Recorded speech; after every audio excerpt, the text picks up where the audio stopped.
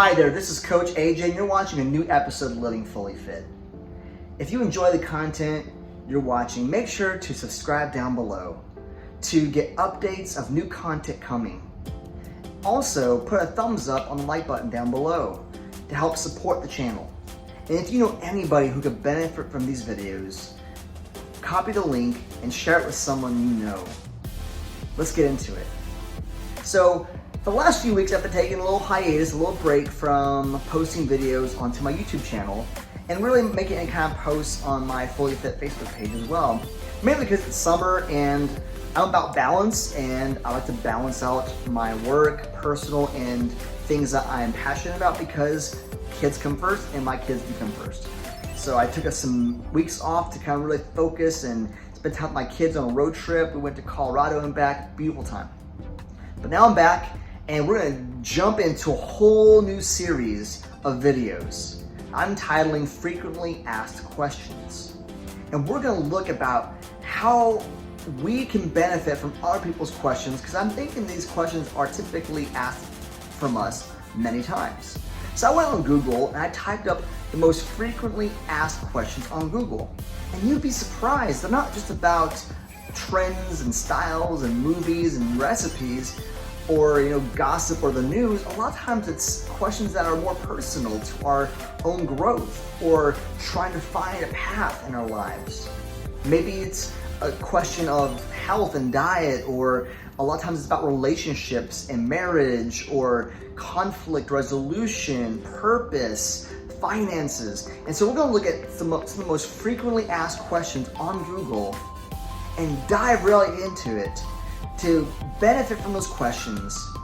And I'm not gonna pretend I have all the answers, but we're gonna go off of research that I've dug into and my own personal knowledge and experience and education in certain fields to help find you an answer, or maybe someone you know an answer, to help grow them, benefit them, and take on the next step to the journey. The question we're gonna ask and answer in this segment here is a very frequently asked question on Google: how to be single. Believe it or not, it's so commonly asked, it's been asked at least 1,220,000 times. That's a lot of times for people to ask this question because it's an issue. I think people have a fear of being single, of being alone.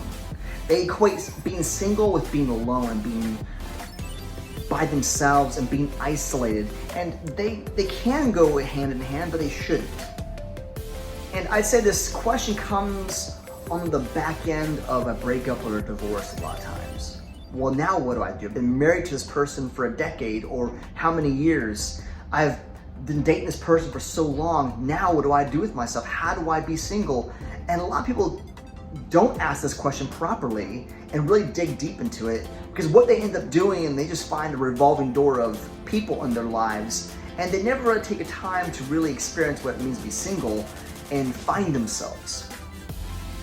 I myself have experienced this myself in my own personal life. When I've gone through a long relationship and a bad breakup, I tend to ask myself that question: is how do I be single now? What do I do with myself?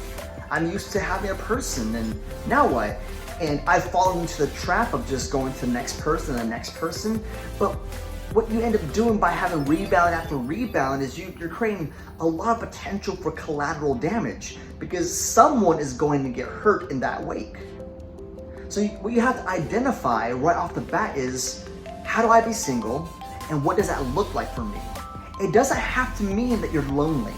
It doesn't have to mean that you're isolated.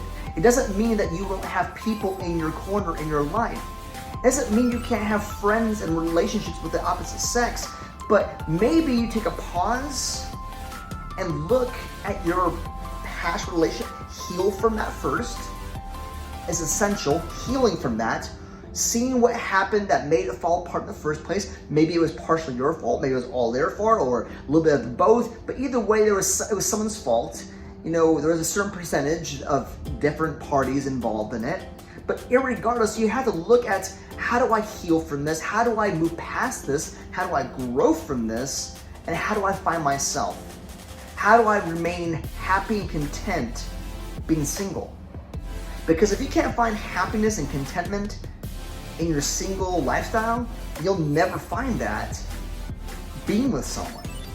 Because you're going to put a lot of pressure on that person, and they might not even know it, that you put this pressure on them to fulfill a need that you can fulfill yourself by being single. I need to be with someone. You don't need to be with someone. Now, we are created to be with people. We're created for community. We have it since we're little. When our mom walks out of the room and we're crying and screaming, it's because a lot of times we're connected, right? That's the reason why. From the day we're born, we are connected to our mom, we're connected to our dad, we're connected to someone and something, right? There's a connection there. But here's the big thing, is eventually we have to cut the umbilical cord, we have to grow up, we start walking and walk out the door, and we move on, and we're not so needy of our parents' attention at that moment, especially as adults. We still maintain a relationship, but we don't need them to survive and thrive. Same thing with a dating relationship or a marriage. We need that person to be alive and to thrive. You can live without a significant other very easily. You don't have to have someone to be complete. How do you be single? That's the big question, right? How do I be single in today's day and age? It's quite simple.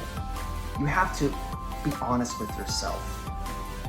You have to let go and be honest. You have to be honest with what your true needs are.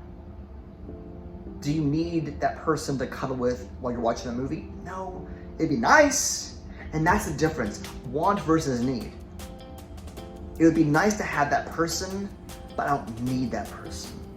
How do I be single? By going out there and mingling with your friends and family. And honestly, keeping busy in a very healthy, productive way. Maybe it's joining a gym and working out, finding a hobby, finding yourself again. Because there are so many of you that are coming from very toxic and abusive relationships where you've lost yourself. And this is that time to truly find yourself again, to find your bearings, to find the true you that you are. That way, when you do find that person, when you are ready to not be single, you already know who you are. And there's not going to be a revolving door of people in your life. And there's going to be very minimal collateral damage because you're not bringing all this emotional past baggage into the relationship. Because being single is okay.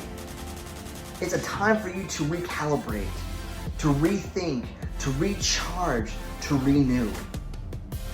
Take this time, be single, renew yourself, look at it as a new season, in a season of seasons in your life cycle.